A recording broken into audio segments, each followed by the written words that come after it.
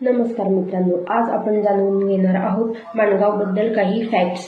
तर बघूयात माणगाव हे नाव कसं पडलं आहे। स्थानिक इतिहासानुसार माणगाव तालुक्याचे नाव या भागातील ऐतिहासिक मानगड किल्ल्यामुळे पडले आहे। हा किल्ला छत्रपती शिवाजी महाराजांच्या काळात संरक्षणाच्या दृष्टीने अत्यंत महत्त्वाचा किल्ला म्हणून ओळखला जात होता। किल्ल्याच्या नावावरून संपूर्ण परिसराला आणि माणगाव तालुक्याला माणगाव या नावाने संबोधले जाऊ लागले। माणगाव तालुक्याचं प्राचीन नाव कोथुरका असं आहे।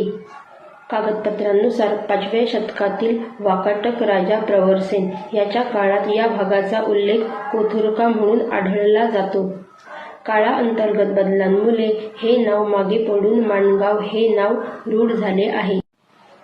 तर माणगावच्या अशाच काही फॅक्ट्सबद्दल माहिती जाणून घेण्यासाठी आत्ताच फॅक्ट्स विथ नेहा पेजला नक्की फॉलो करा।